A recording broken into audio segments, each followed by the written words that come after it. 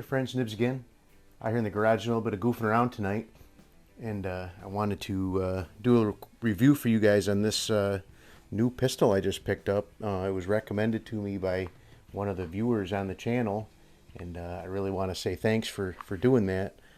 This one, I am actually pleasantly surprised and very pleased with this gun. This is the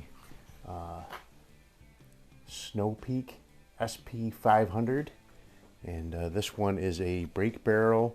This particular one is in 177 caliber. They are available in 22 as well. I think I'll probably grab one of those now that I found this one, and very happy with the outcome. There was one thing I didn't really like about it when I first got it out, and I'll tell you a little bit about that.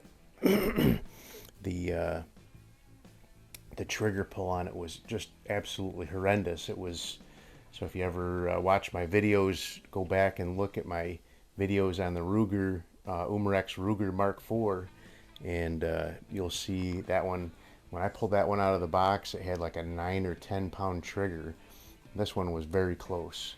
And I got to looking, I took it apart, and I got to looking inside, and what I found was there's actually, and I'll put a picture up here of the where it is on the trigger, but in the back of the trigger here, there is supposed to be a over travel screw or an adjustment screw for over travel, and either it was missing or they just don't put them on these. I'm not sure exactly what the problem was there, but just behind the safety here, which is just across, actually through the trigger itself. It's not even on the body of the gun, the safety is. But I went to the hardware store, and well, actually I did it with just a little screw that I had from a bin of parts that I had from my old RC days, and I found one that fit in there pretty good, and it made a huge difference.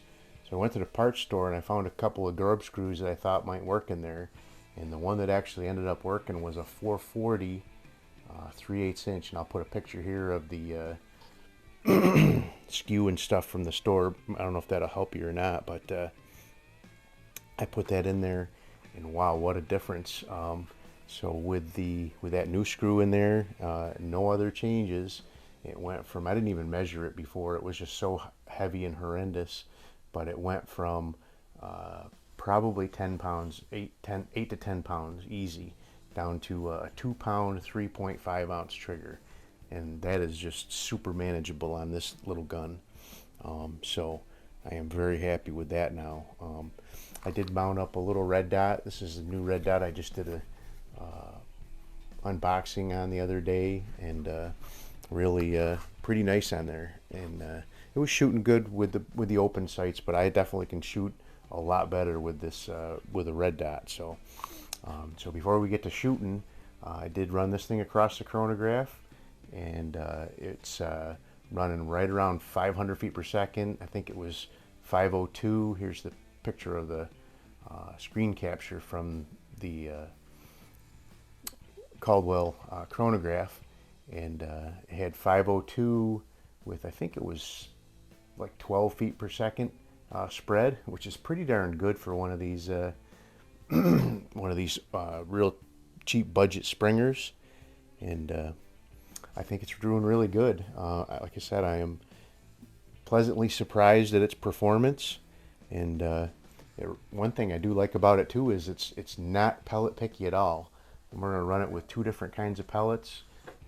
I've got some rifle cutters, which are a pretty decent but budget friendly choice, and then even more budget friendly is the Daisy 177 wad cutters. So let's go ahead and get started. We'll see what kind of groups I can put together with it. It was doing good off camera, so hopefully I can keep it together here on the. Come on. Sometimes these Daisy ones are, the sizing of them is not great. Some of them are big, some of them are small. I've actually had some of them just fall right through the barrel. I don't know what the deal is with that. But go ahead and turn the red dot on, and let's see if I can put the group together.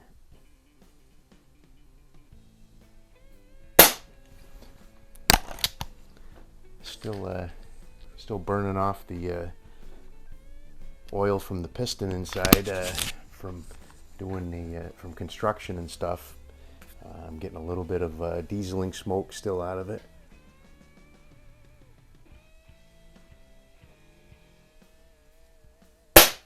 That's better.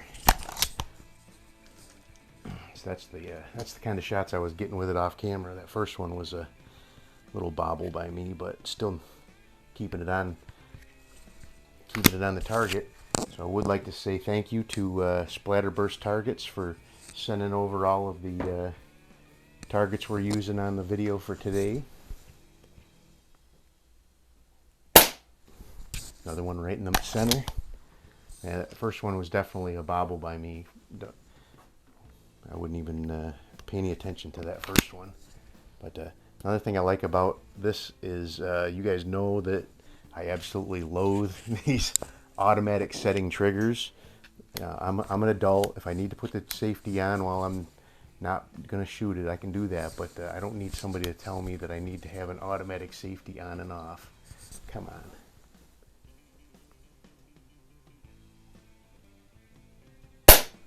Another one right in the center dot. This thing's going to give some nightmares to some of these expensive guns I got out here.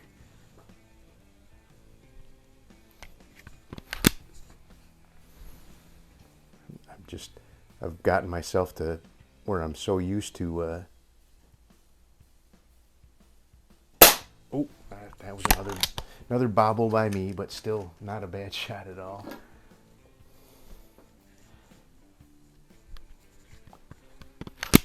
Gotten so used to, after I cock one of these guns out here, I'm just reaching for the safety. And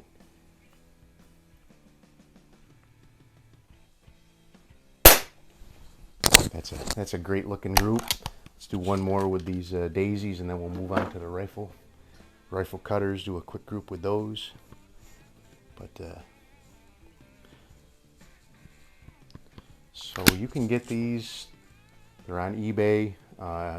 Just search for SP500 pistol. They're under a couple different names, Snowpeak, and I think I can't remember the other ones, but Snowpeak's the main one. But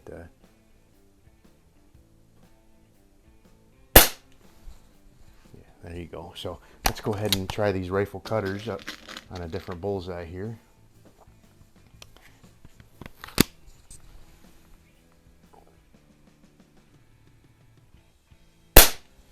But I think I paid $75 for this, so that's not bad. A real budget-friendly Springer.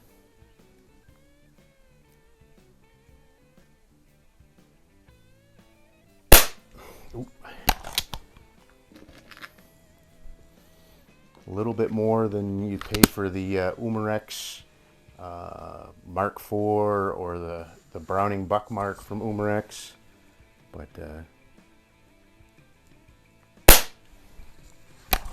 I think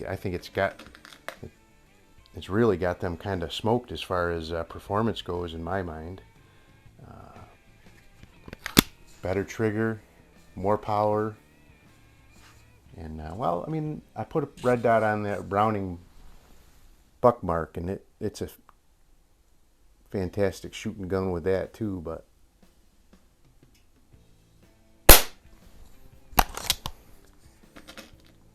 how can you go wrong with something this cheap? I mean, the gun and the red dot all together still less than $100 with some tax that I paid for it, little over $100.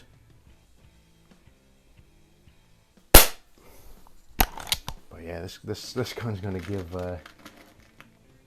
some of these more expensive guns I got out here definitely a run for their money. And unlike most Springers, this thing does not have a lot of recoil either, and it's still doing 500 feet per second with a 7 grain pellet. If if you can see that while I'm shooting, there's almost no barrel flip on this thing at all, which is unusual. Some of the ones that I have that do, even in the 400s or 300s, have more barrel flip than this. But yeah, there's a good looking group too. So anyway, there you go. Go ahead and get yourself one of these Snowpeak SP500. I'm not sure if that trigger adjustment screw was just a problem with mine, and most of them have it already. But if you have one already and it's got a horrendous trigger, I would say give that a try, and it'll make a huge difference. I know that I talked to the guy that actually recommended these to me, and he said his were pretty heavy too, so he's probably looking forward to seeing this video and seeing how to rectify that problem. But anyway, hope you liked the video. Till next time, have a great day.